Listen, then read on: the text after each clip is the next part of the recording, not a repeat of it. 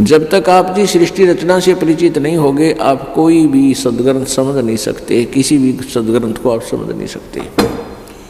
जो सृष्टि रचना परमात्मा ने ही बताई, क्योंकि परमात्मा ही बता सकता है अपने द्वारा सृष्टि, रची हुई सृष्टि को। अन्य तो तुक्के ला सकते हैं। तो उस परमेश्वर ने आकर 600 वर्ष पहले जो ज्ञान दिया था, उसका विरोध उन नकली गुरुओं ने, स्वार्थी पेट के पुजारियों ने किया, और जनता ने उन झूठों का साथ दिया, क्योंकि जनता शिक्षित नहीं थी। तब परमात्मा ने यही सोच रखा था कि कलयुग के अंदर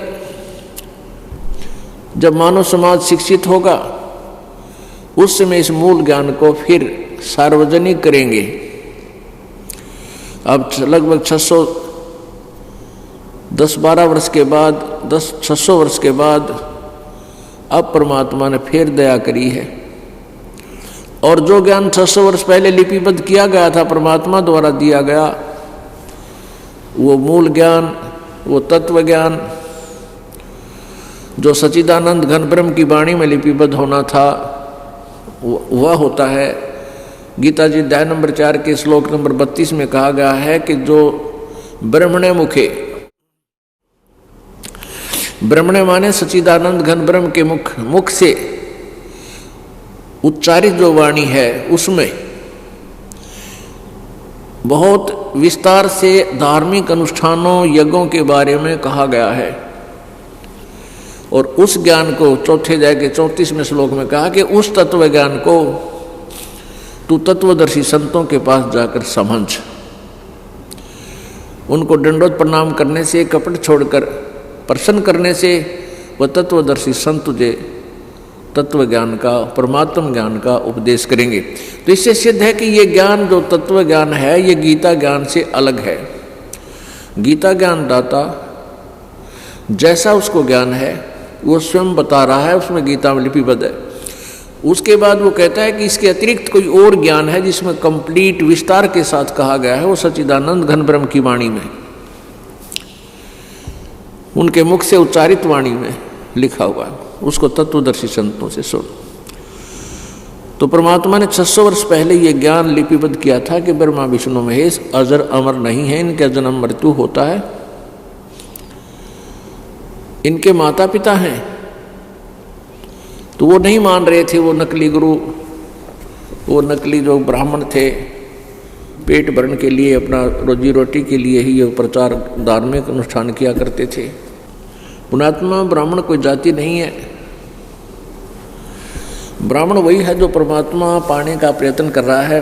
ब्राह्मण सोए जो ब्रह्म पिछाने, लेकिन वो डुप्लीकेट ब्राह्मण, भगवान से जो परिचित नहीं और ब्राह्मण बनकर जो रोजी रोटी के लिए ही प्रयत्न करते हैं, दुनिया को गुमराह करते थे, उनके विषय में कहा है। मेरे पूज्य गुरुदेव जी ब्राह्मण जाति से थे, जो परंपरागत ब्राह्मण कहलाते हैं। वैसे ब्राह्मण नहीं है वो, जैसे कोई वैद्य था, वैद्य, अच्छा वैद्य था, डॉक्टर, नब्ज देखकर दवाई, बीमारी बता देता था, औषधि देता था और स्वस्थ कर देता था। सुप्रसिद्ध वैद्य हुआ।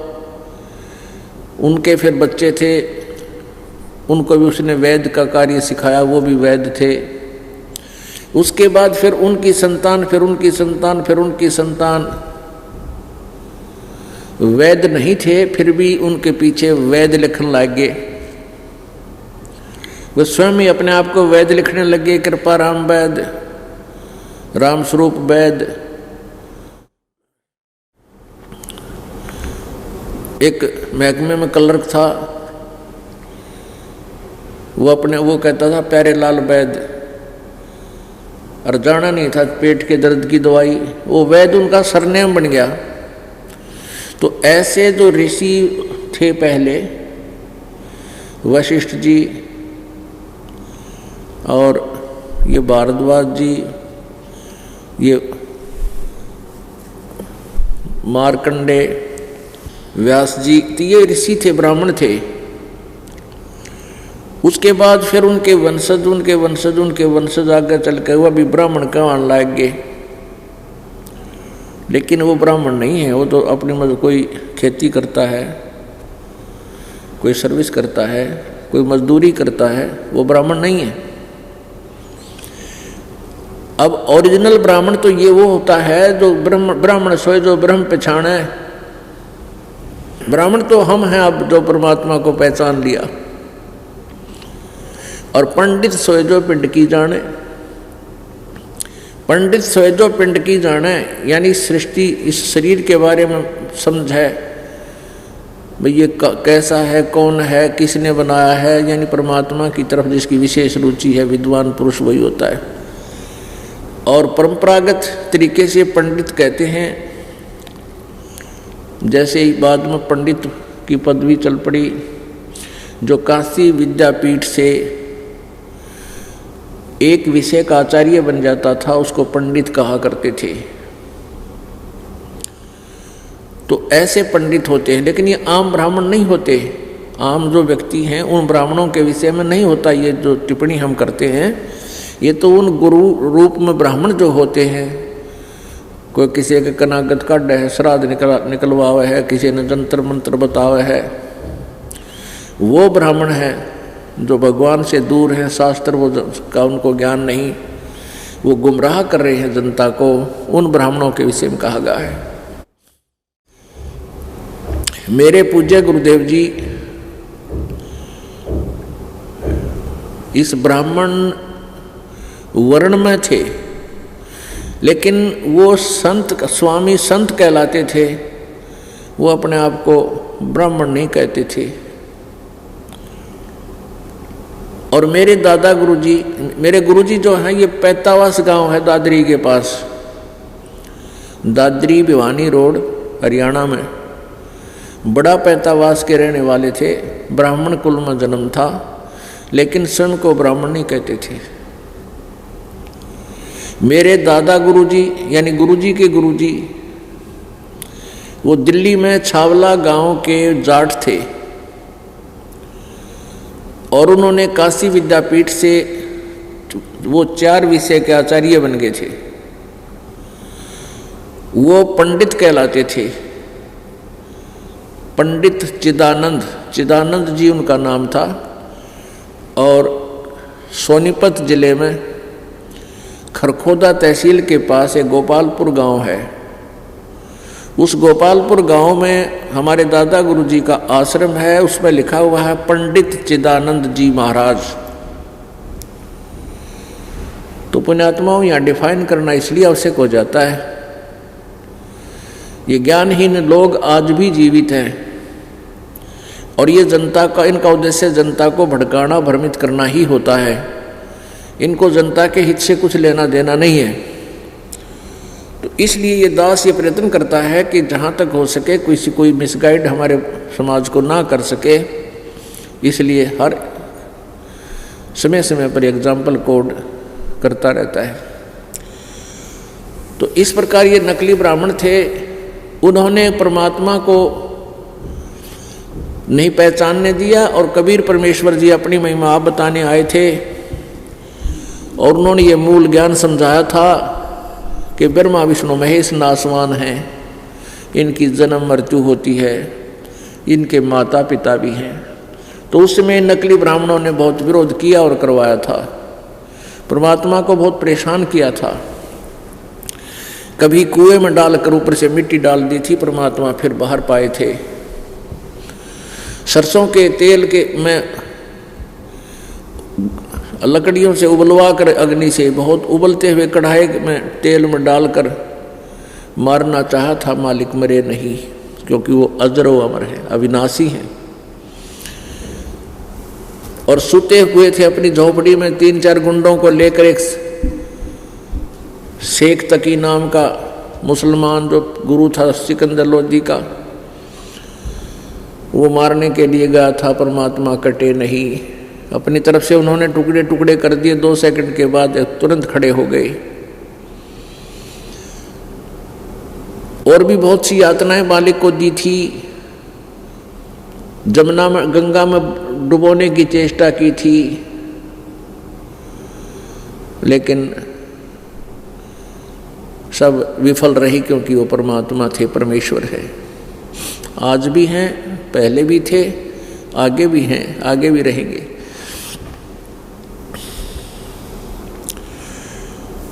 तो उस समय परमात्मा यही बताया करते थे कि ये तुम्हें गलत मार्गदर्शन कर रहे हैं तुम्हारे गुरु ब्राह्मण।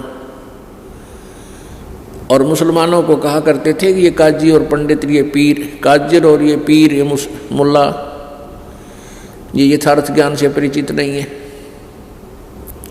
ये तुमसे पाप करवाते हैं। ये बकरीद ईद मनवा के, ईद बकरीद के पाप कौन सा होता है? वहाँ जो जीव हिंसा की जाती है वो पाप।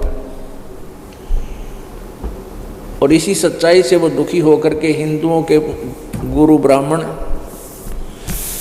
और मुसलमानों के गुरु पीर, ये काजी और मुल्ला, सब परमात्मा के शत्रु बन गए थे। तो परमेश्वर ने कहा था कि धर्मदास अभी इस मूल ज्ञान को लिपिबद्ध कर ले, आगे काम आवेगा। जब बिजली पीढ़ी होगी, शिक्षित समाज होगा, उस समय इस ज्ञान को हम सार्वजनिक करेंगे। अपुण्यात्माओं, उस समय यह ज्ञान लिपिबद्ध ना किया हुआ होता तो आज हम पहचान नहीं सकते अपने परमात्मा को। आज वही ज्ञान इन सदग्रंथों में विद्यमान है कि ब्रह्मा विष्णु महेश की जन्म मृत्यु होती है, ये अविनाशी नहीं है। परमेश्वर ने 600 वर्ष पहले यही बोला था, जो आज सत्य सिद्ध हुआ। सत्य तो उस दिन भी था, लेकिन इन झूठे लोगों ने उस सत्य को हमारे हृदय में उतरने नहीं दिया। ये देखिएगा, प्रमाण देखिएगा, ब्रह्मा विष्णु महेश नासवान हैं। संक्षिप्त श्रीमद् देवी भागवत सचित्र मोटा टाइप, केवल हिंदी, गीता प्रेस गोरखपुर से प्रकाशित है।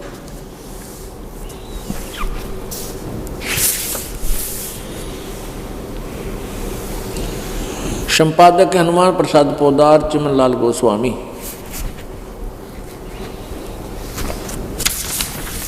प्रकाशक हैं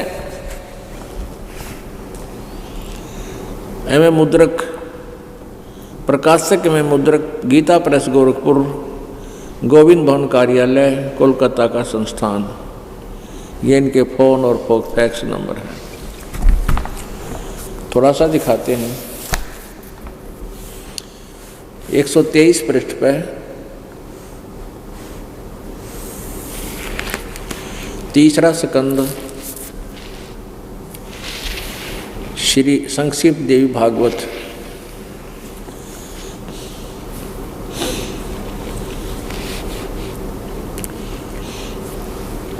भगवान शंकर जी अपनी माता दुर्गा के विषय में बता रहे हैं, स्तुति कर रहे हैं और अपनी सतीथि भी बता रहे हैं। तुम शुद्ध स्वरूपा हो, ये सारा संसार तुम इसे उद्भासित हो रहा है।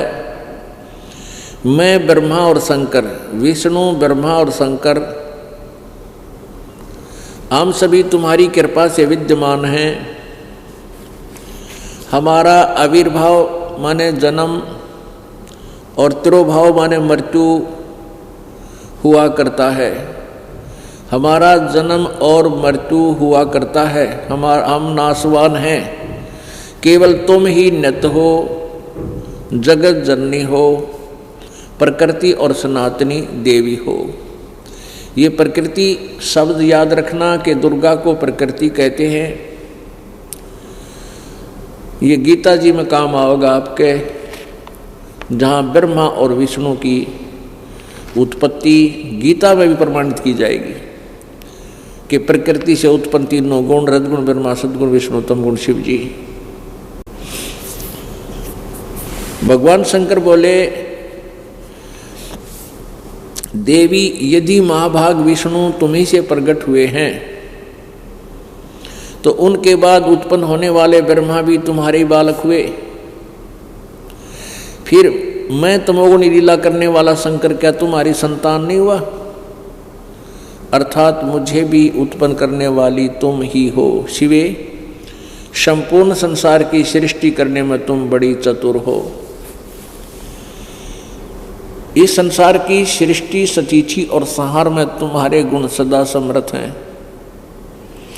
उन्हीं तीनों गुणों से उत्पन्न हम रजगुण ब्रह्मा, सतगुण विष्णु, तमगुण शिव जी शंकर नियमानुसार कार्य में तत्पर रहते हैं। पुण्यात्माओं, आपका बहुत सौभाग्य है। आपके जन्म जन्मांतरों के पुण्यों का बहुत अधिक संग्रह है, जिस कारण से आप जी को परमात्मा का यथार्थ ज्ञान सुनने को प्राप्त हुआ। ये पुण्यात्माएं ना जाने कहाँ कहाँ से आई हैं।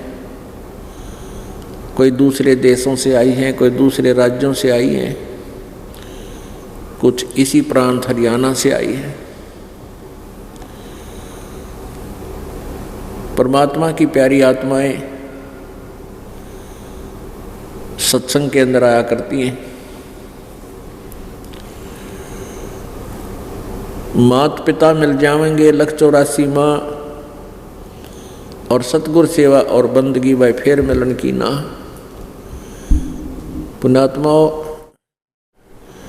जिस संतान संपत्ति को हम बहुत इच्छा से चाह रहे हैं, ये तो कहते हैं प्रत्येक जन्म में कुत्ते बनोगे वहाँ भी माँ बाप होंगे, भाई बहन होंगे उनमें भी इतना ही प्यार होगा जैसी ममता यहाँ आज आपकी है।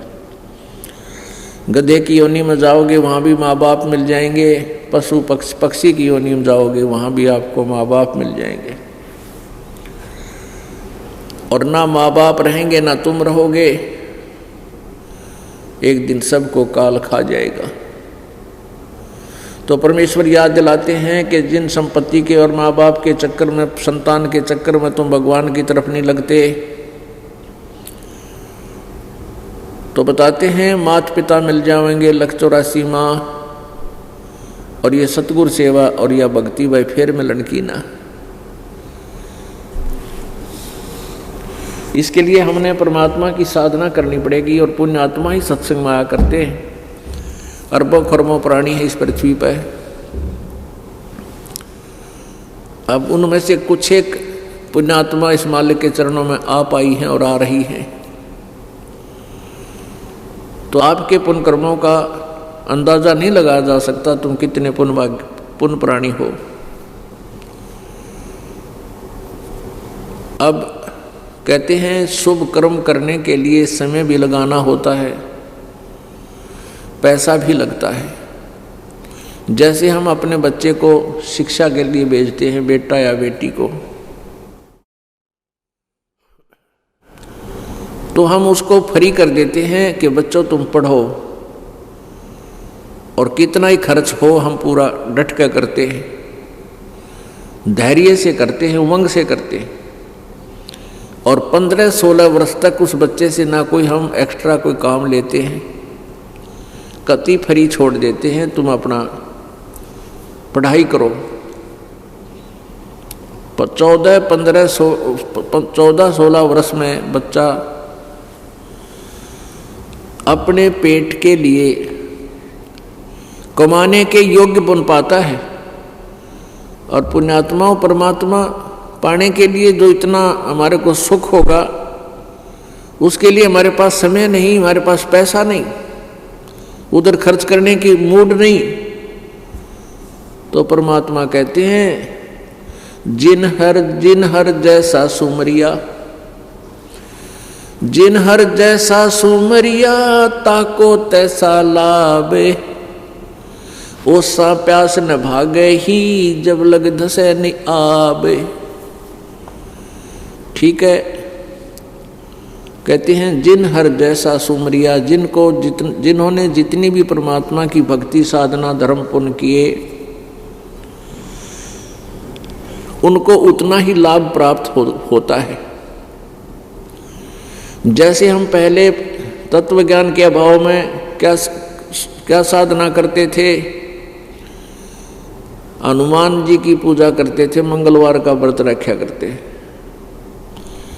और मंगलवार को यानी 7वें दिन 100 रुपये की बूंदी बांट दिया करते थे।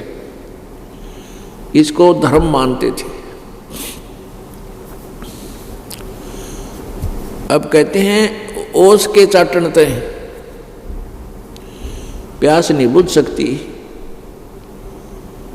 ओस के चाटने से प्यास नहीं बुझ सकती, प्यास बुझेगी गट गट गिलास पीणते हैं, गट गट गिलास के गिलास पीवांगे तब प्यास बुझेगी।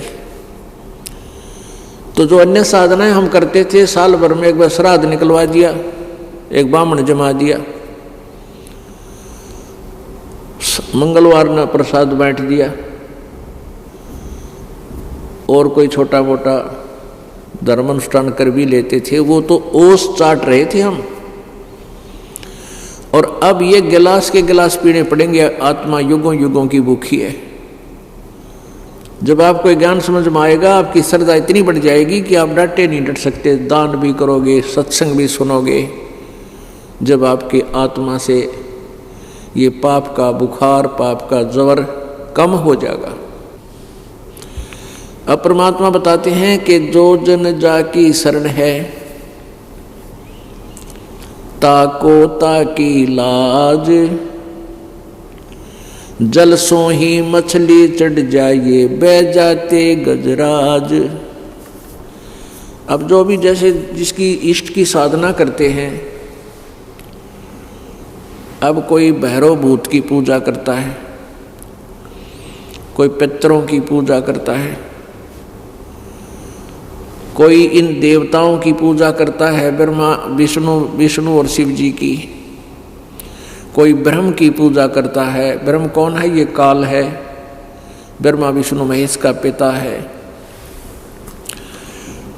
और यही हमारे को यहाँ रोके बैठा है। ब्रह्म की साधना का मंत्र ओम नाम है, ओम मंत्र है, और यज्ञ हवन आदि वेदों में वर्णित हैं। इस साधना से कहाँ जाते हैं?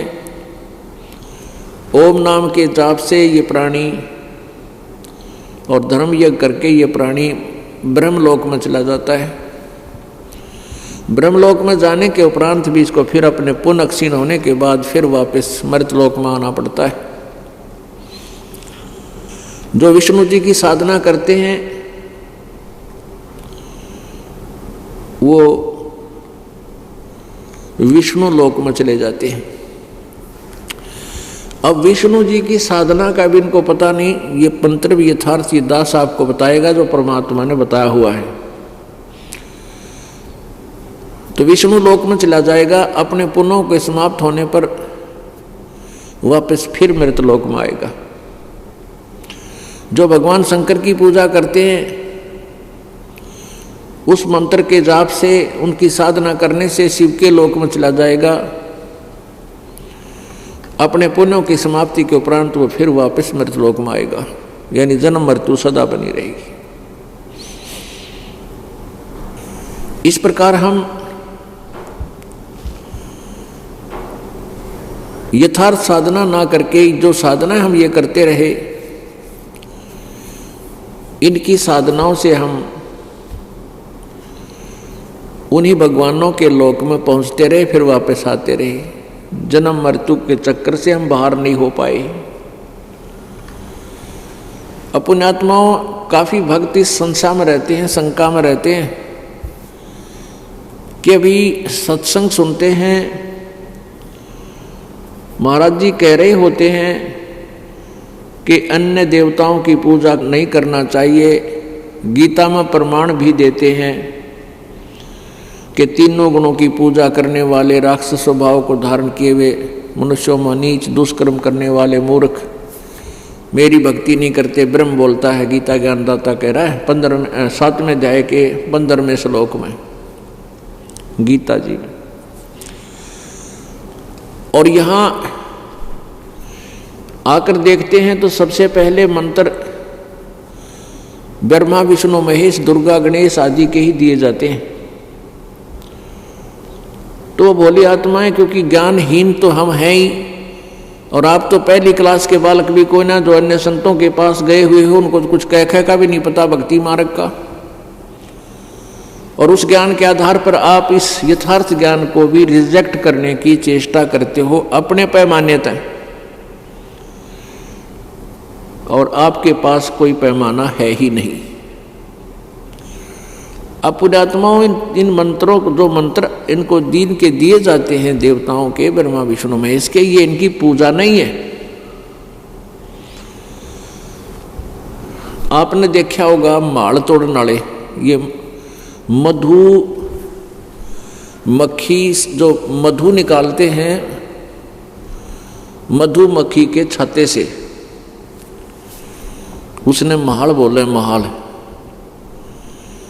तो उस महाल को से शहद निकालने वाले क्या करते हैं, एक पहले तो ये थोथा बांस होता ना, बांस लंबा चौड़ा, इसको आर पार गर्म श्रीय कर करके थोथा कर लेते थे, ओलो कर लेते थे, बिल्कुल पाइप बना लेते थे।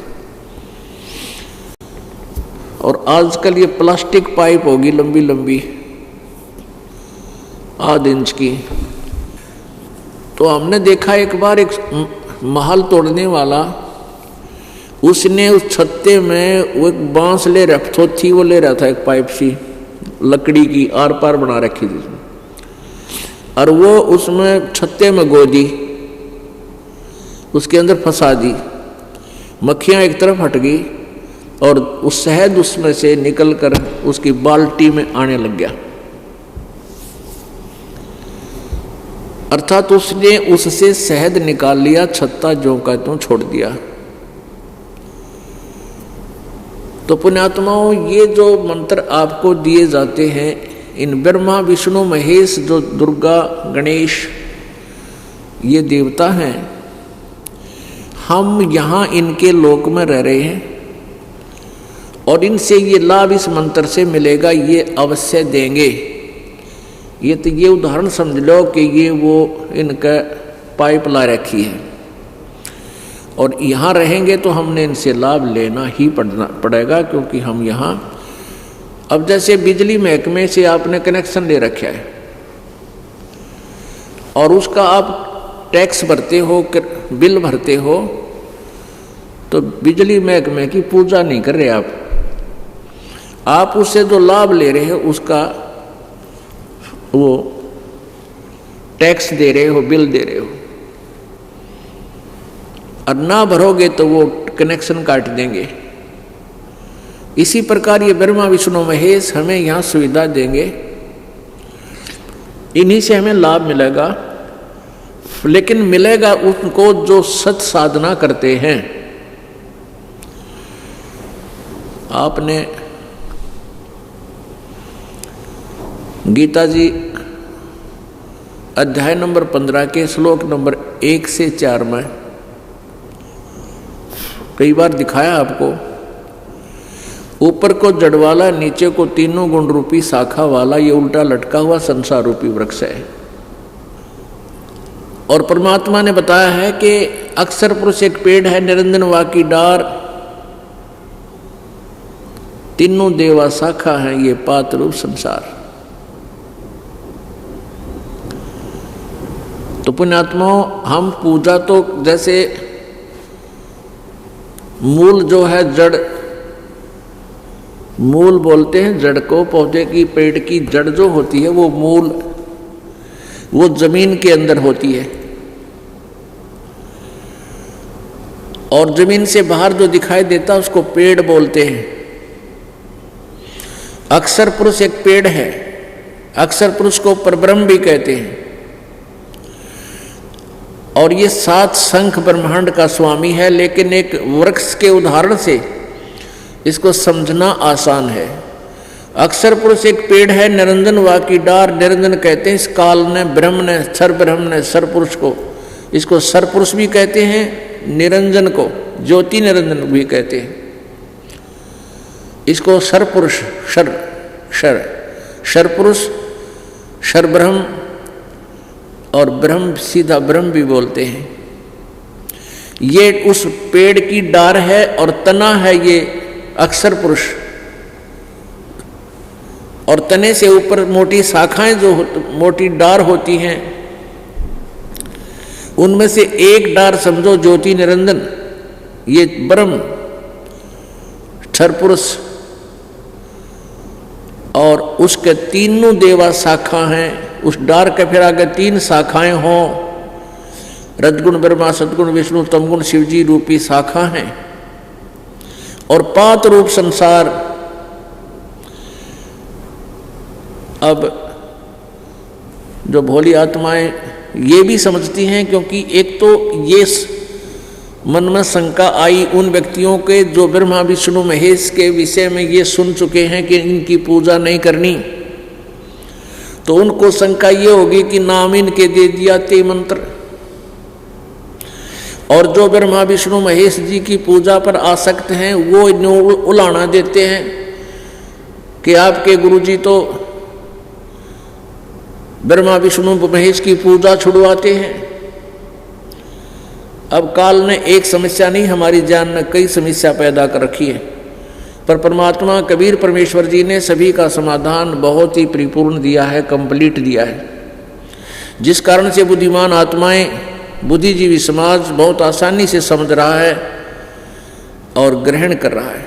अब जैसे हम कोई आम का पौधा लाए, उसको कैसे बीजा जाता है, उसका बीजने की प्रॉपर वे कौन सा है कि जड़ को हम गड्ढा खोद के गड्ढा बनाएंगे जिसमें पानी सिंचाई के लिए पानी डाला जा सके, पानी रुक सके। ऐसा गड्ढा बना खोद कर उसमें उस पौधे को जड़ की तरफ से उसमें रोपेंगे और उस जड़ की सिंचाई करना शुरू करेंगे। सिंचाई माने पूजा, सेवा माने पूजा। जड़ की पूजा शुरू करेंगे तो पेड़ बनेगा वो पौधा, और पेड़ बनने के बाद फिर टहनियाँ जो शाखा हैं, ये ब्रह्मा विष्णु महेश रूप शाखा हैं, इन शाखाओं के फिर फल लगेंगे। ये शाखाएं हमें फल देंगी। ये शाखाएं फल तब देंगी जब हम शास्त्र अनुकूल साधना करेंगे। शास्त्र में केवल एक पूर्ण परमात्मा की भक्ति का ही विधान है, सदग्रंथों में, वेदों और गीता जी में और सूक्ष्म वेद में। तो हम मूल की पूजा करेंगे, पूर्ण परमात्मा की भक्ति करेंगे, तो वो हमारा जो शुभ संस्कार बन के ब्रह्मा विष्णु महेश जी के पास जाएगा, और ये यहाँ के प्रबंधक हैं। ये हमें फिर बिन मांगे फल देंगे, हमारा वर्क डन ये देंगे। ये जैसा कर्म हम करते हैं पुण्य भी यही देंगे, पापों की सजा भी यही देंगे। ये हमारे अभिन्न अंग हैं, इनको हम छोड़ नहीं सकते, इनसे दूर नहीं हो सकते। लेकिन हमने अपनी वे ऑफ वर्शिप चेंज करनी। हम कैसे करते रहे? परमात्मा कहते थे एक के साध्य सब सदै और सब साध्य सब जावे, माली सींचे मूल को वो फले फूले अगाए। अब करना चाहिए कैसे और कर क्या रहे हैं ये देखिएगा। ये है पौधा लगाने का एक प्रॉपर वे, पौधा आरोपण करने का ये सीधा तरीका है, श्रेष्ठ तरीका है कि जड़ की तरफ से हम गमले या गड्ढे में लगाएं। ये तो समझाने के लिए बता रखा है, गमला नहीं तो गड्ढे में लगाएं और गड्ढे इस जड़ की पूजा करें, सिंचाई करें, तो ये पौधा बड़ा होगा, पेड़ बनेगा। फिर इन ब्रह्मा विष्णु कहते हैं अक्षर पुरुष एक पेड़ है, ये अक्षर पुरुष है तना। अक्षर पुरुष एक पेड़ है, निरंजन ये ज्योति निरंजन मोटी डार है, ये ब्रह्म है। ब्रह्म के आगे 3 शाखाएं हैं, उसके 3 पुत्र हैं, रजगुण ब्रह्मा, सतगुण विष्णु, तमगुण शिवजी। अक्षर पुरुष एक पेड़ है, निरंजन वा की डार, ये तीनों देवा शाखा हैं भाई, पात रूप संसार। अपने आत्मा अब ऐसा कौन अनजान होगा न्यू कह ब्रह्मा विष्णु महेश ने छोड़ दो, यानी शाखाओं को तोड़ के फेंक दो, नहीं, ये हमारे इस संसार में हमारे अभिन्न अंग हैं। ये भी हमारे स्वामी हैं, ब्रह्मा विष्णु महेश भी, लेकिन ये एक विभाग के और किए हुए कर्म का फल देने वाले ही साहब हैं। और शुभ संस्कार बनते हैं मूल मालिक की पूजा करने से, जड़ की पूजा करने से, कुल मालिक की पूजा करने से। जैसे अब हम, आप जी क्या कर रहे थे, हम सभी ये कर रहे थे, हम ब्रह्मा विष्णु महेश यानी शाखाओं की पूजा कर रहे थे। इनको मिट्टी में, गमले में डाल करके इनकी सेवा शुरू कर रखी थी और जड़ की पूजा छोड़ दी, ऊपर कर दिया अलग से। हमारा भक्ति रूपी पौधा सूख गया, जिस कारण से हमें कोई लाभ मिला नहीं। चोर बन गए, लुटेरे बन गए, टेंशन खत्म करने के लिए शराब और नशीली वस्तु में प्रयोग करने लगे। जब हम ऐसे साधना करेंगे, दास की यही एक प्रार्थना है कि शास्त्र विधि को त्याग कर जो मनमाना आचरण करते हैं, गीता जी अध्याय नंबर 16 के श्लोक नंबर 23 में कहा है, उनको कोई लाभ नहीं होता, ना उनकी गति होती, ना उनको सुख होता, ना उनकी कोई सिद्धि प्राप्त होती। तो जो ऐसी साधना ना करके ये साधना करते हैं, ये शास्त्र विधि को त्याग कर मनमानी पूजाएं हैं, जो ब्रह्मा विष्णु महेश रूपी शाखाओं की हम पूजा करते थे, मूल मालिक की पूजा की नहीं, हमें कोई लाभ नहीं मिला। अब परमात्मा क्या कहते हैं, एक कैसा दे सब सदें। इस एक की साधना करने से ये सब सद जाएंगे, सब हमारे साथ हो जाएंगे। एक कैसा दे सब सदै, सब साधे सब जावे। इनके सब की, इन देवताओं की पूजा करने से सब विनाश हो जाता भक्ति का, जीवन का, मनुष्य जीवन का। माली सिंचय मूल को, बुद्धिमान व्यक्ति जो सही प्रोप जानता है, जो समझदार व्यक्ति है, पौधा बीजने का जो एक्सपीरियंस अनुभव है जिसको, वो तो मूल को सींचेगा, सही साधना करेगा और फिर फल फूल गाए, यानी खूब डट कर फल फूल लगा वो पौधा। जो शास्त्र अनुकूल साधना की जाएगी तो उस भक्ति की, उसकी भक्ति भी ऐसे ही फल फूलेगी। तो अब क्या बताया, अक्षर पुरुष एक पेड़ है, निरंजन वा की डार, और तीनों देवा शाखा हैं, ये पात रूप संसार। और परमात्मा कहते हैं एक के साथ सब सदै है,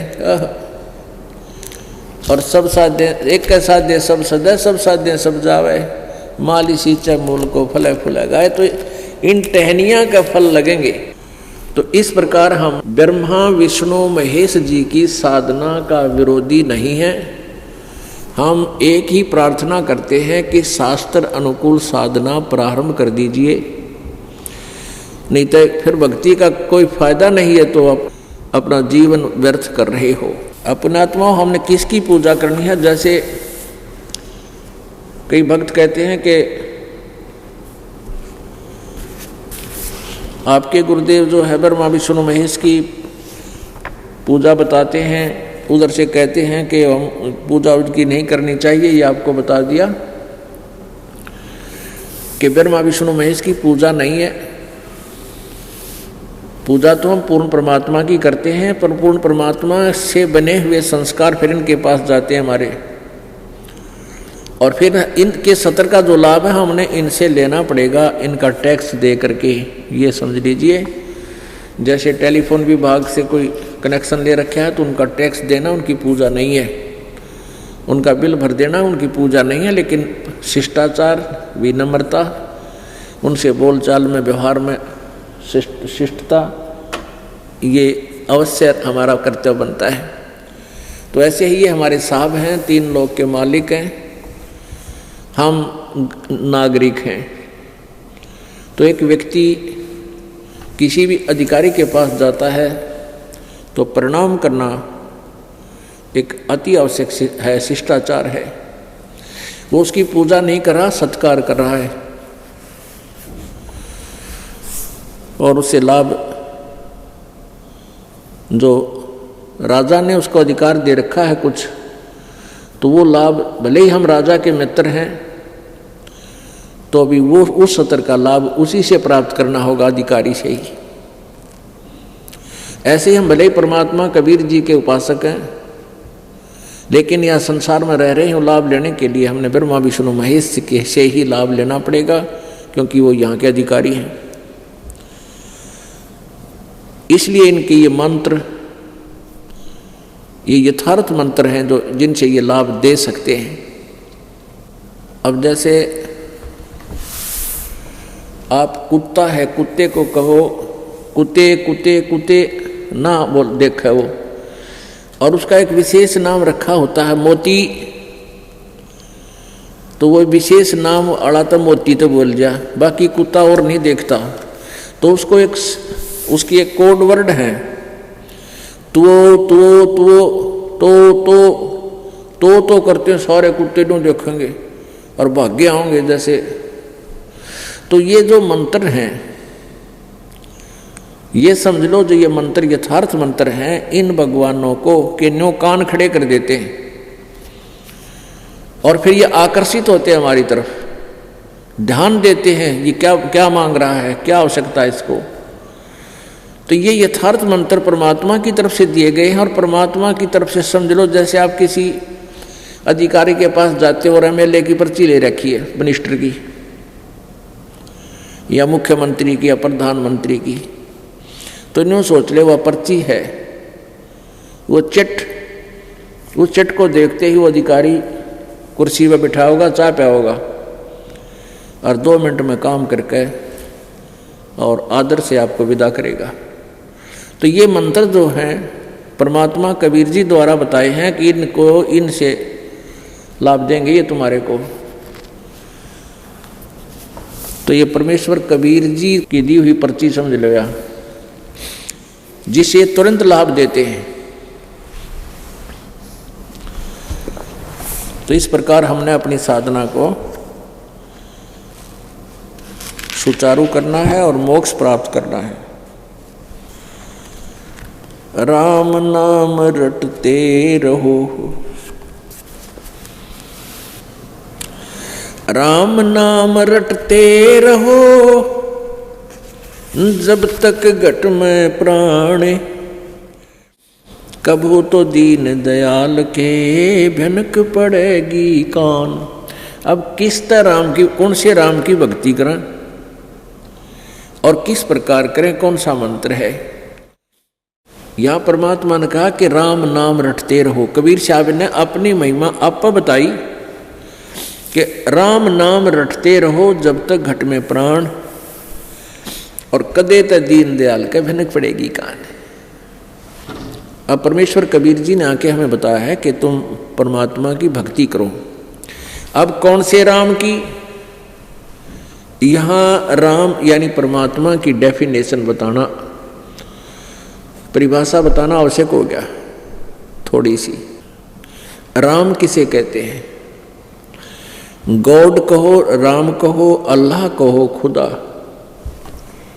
भगवान कहो, परमात्मा कहो, ये एक शक्ति बोधक शब्द है। जैसे साहब कहो, हम कबीर साहब बोलते हैं, साहब कहो, पुरुष कहो, प्रभु कहो, तो कबीर प्रभु कहो चाहे कबीर साहब कहो। साहब माने स्वामी, मालिक। अब जैसे किसी महकमे में जाइए आप, जैसे तहसीलदार साहब हैं, फिर उनके में काफ़ी हुआ, रजिस्ट्रार साहब, SDM साहब, DC साहब, कमिश्नर साहब हैं, और फिर मंत्री साहब, मुख्यमंत्री साहब, प्रधानमंत्री साहब और राष्ट्रपति साहब, ये सभी साहब कहलाते हैं। लेकिन इन साहबों की शक्ति में बहुत अंतर है। इसी प्रकार 3 लोक के राम प्रभु ब्रह्मा विष्णु महेश एक विभागीय मंत्री है एक ब्रह्मांड में, और इनका पिता ब्रह्म यहाँ का मुख्यमंत्री समझ लो एक ब्रह्मांड का। वैसे तो उसके अंतर्गत 21 ब्रह्मांड है, पर यह रोल स्वयं ही प्रत्येक ब्रह्मांड में मुख्यमंत्री का करता है। तो ऐसे ये ब्रह्मा विष्णु महेश भी राम है, ब्रह्म भी राम है, ज्योति निरंजन काल भी राम है। और सात संग ब्रह्मांड का स्वामी जो परब्रह्म है, अक्षर पुरुष है, जिसको संसार रूपी वृक्ष का तना बताया है, वो भी साहब है, वो भी राम है। वो सात शंख ब्रह्मांड का, नील पद्म शंख ब्रह्मांड का स्वामी है। और पूर्ण परमात्मा कबीर देव, कबीर साहब भी प्रभु हैं, स्वामी हैं। ये और ऑल कंट्रोलर, कुल मालिक हैं। इस काल के ऊपर भी इनकी प्रभुता, और ब्रह्म के और परब्रह्म के ऊपर भी इनकी प्रभुता। असंख्य ब्रह्मांडों के स्वामी, ओवरऑल कंट्रोलर साहब कबीर साहब हैं, कबीर राम हैं। तो यहां बताया कि राम नाम रटते रहो। अब कौन से राम का? एक साधे सब सदे, सब साधे सब जावे, माली सुचित मूल को फिर फले फूले गाय। तो उस एक राम का, एक राम की पूजा करने से सब पूजाएं उसी में आ जाती हैं। तो उस राम के गीता जी अध्याय नंबर 18 के श्लोक नंबर 62 में कहा कि अर्जुन तू सर्वभाव से उस परमेश्वर की शरण में जा, जिसकी कृपा से तू परम शांति को तथा सनातन परम धाम को प्राप्त होगा। सनातन परम धाम का अर्थ है जो सदा रहने वाला अविनाशी अमर लोक, सतलोक, सच्चा लोक, जो कभी नष्ट ना हो, उसको प्राप्त हो जाएगा। गीता जी अध्याय नंबर 18 के श्लोक नंबर 66 में कहा कि तूने उस परमेश्वर की शरण में जाना है तो मेरे सतर की सभी जो साधनाएं तूने की हैं मुझे दे जा वो टैक्स, फिर मैं तुझे यहां से जाने दूंगा, मेरा कर्जा उतार दे। ओम नाम के जाप की साधना हम इस काल को दे देंगे। हम जो प्रथम मंत्र आपको देते हैं वो प्रथम मंत्र के जो कमाई है, साधना है, उसकी मजदूरी है, वो तो आपकी यहाँ रहोगे तब तक काम देगी। जब आगे चलेंगे, सतलोक चलेंगे, तो 3 मंत्र का जो जाप आपको दिया गया है, जिनको तीनों नाम प्राप्त हो गए हैं, तो उनमें से प्रथम मंत्र है ओम। गीता जी अध्याय नंबर 17 के श्लोक नंबर 23 में कहा है ओम तत्सत इति निर्देश है ब्रह्मण त्रिविध समर्थ है। उस ब्रह्मण माने सच्चिदानंद घन ब्रह्म का केवल एक ओम मंत्र है। ओम तत्सत ये 3 मंत्र का जाप है और 3 विधि से इसका सिमरण होता है। इसको तत्वदर्शी संत बताएगा, उससे पूछने के बाद उससे विधि प्राप्त करके इसकी साधना 3 मंत्र के अभ्यास से, इस 3 मंत्र की मजदूरी से तू पूर्ण परमात्मा को प्राप्त होगा। तो ओम मंत्र जो इसमें यद ब्रह्म का है, जो गीता ज्ञान दे रहा है काल श्री कृष्ण में प्रवेश करके, 21 ब्रह्मांड का मालिक है। और तत् और सत्य ये सांकेतिक है, ये कोड वर्ड है, ये दास बताएगा, जो नाम लेता है उसको दिया जाता है। तो उसमें दूसरा मंत्र है वो परब्रह्म का है, तत् मंत्र सांकेतिक है ये, और सत ये सार नाम की तरफ संकेत है, तो वो पूर्ण ब्रह्म का है। तो इन तीनों की मजदूरी करने से हमें वो धन संग्रह होगा, उस भक्ति की शक्ति बनेगी, और भक्ति की शक्ति से ही हम सतलोक जा सकेंगे। तो यहाँ बताया है कि गीता जी अध्याय नंबर 18 के श्लोक नंबर 66 में कहा कि अर्जुन सर्वधर्मान परित्यज माम एकम शरणम व्रज अहम तवा सर्व पापेभ्यः मोक्षामि मा शुच। सर्वधर्मान परित्यज माम, मेरे सतर की, मेरे लेवल की जितनी भी तूने पूजाएं की हैं वो मुझ में छोड़। माम माने मुझ में, मेरे में। परितज माने त्याग, सर्वधर्मान माने धार्मिक अनुष्ठान की भक्ति कमाई। सर्वधर्मान परितज माम, मेरे सतर की सब पूजाएं धार्मिक क्रियाएं मेरे में छोड़ के, एकम शरणम व्रज, एकम माने जिसके बराबर दूसरा ना हो, अद्वितीय यानी कुल मालिक, कुल का मालिक एक, उसकी शरण में जा। व्रज माने जा, व्रज माने जाना होता है। अन्य अनुवादकर्ताओं ने गीता जी के 18वें अध्याय के 66वें श्लोक में व्रज का अर्थ गलत कर रखा है, जाना ना करके उन्होंने आना लिख रखा है। यहाँ सारी गीता घुमा दी, यहाँ से सारा ही अर्थ चेंज हो गया, भाव ही बदल गया पूरी गीता जी का। गीता ज्ञानदाता ये थोड़ा कहेगा मेरी शरण में, उसकी शरण में तो खड़ा ही है, और उसकी पूजाओं को छोड़ के फिर जाएगा, उसको देकर फिर शरण में किया होगा तो पहले ही उसकी पूजा कर ही रहा है। तो यहाँ कहा कि सर्वधर्मान परित्यज्य माम एकम शरणम व्रज,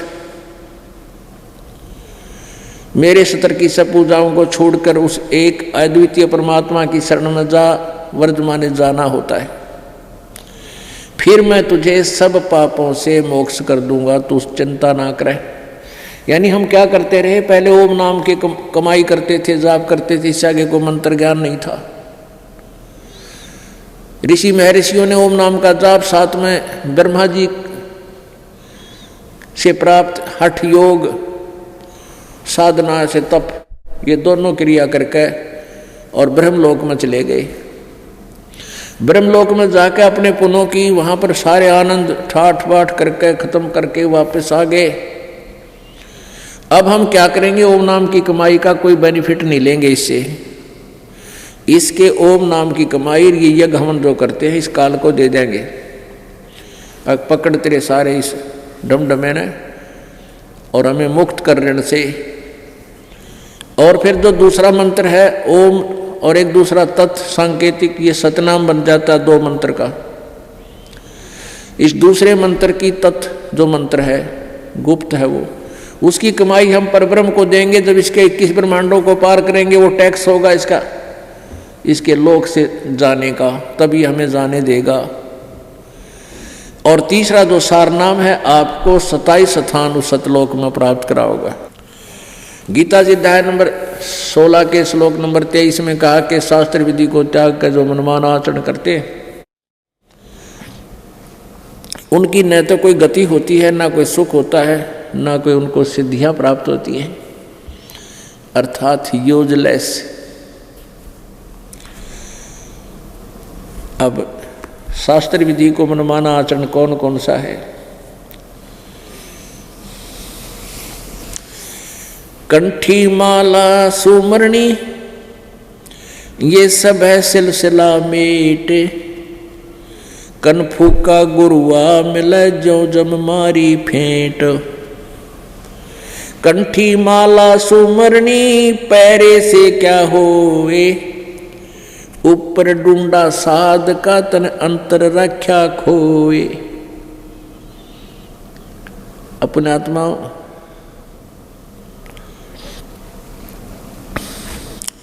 यहां पर क्या बताया है कि कंठी माला सुमरणी,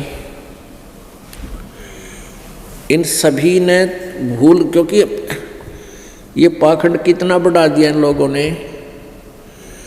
पहले क्या होता था, पहले आप देखते हो सतयुग त्रेता द्वापर तक कोई ये कुर्ते पजामे नहीं समाया करता, सब धोती बांधा करते, यानी एक चद्दर ही बांध लेते थे शरीर पर और एक चद्दर को ही ओढ़ लेते थे, बस इतना था।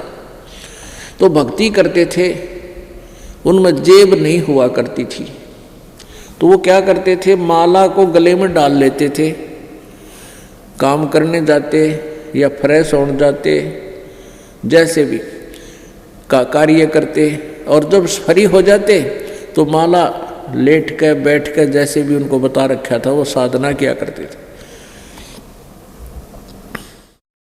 तो गले में माला का प्रतीक होता था कि भक्त है, संत है। और ये भी एक विशेष वो होती है, विधान है प्रभु का कि साधु संत भक्त को खाना खिलाने से, उस खिलाने वाले को पुण्य मिलता है, संत को भोजन कराने से। तो ये जो भक्ति नहीं करते थे, हमारे को ऐसे बिगाड़ दिया, जो साधना नहीं करते थे, वो माला जिसके गले में हो उसने बुला कर प्रार्थना करके लाते और रोटी खिलाते, भोजन खिलाते, सेवा करते, चलते, 10 रुपये 2 रुपये दे देते।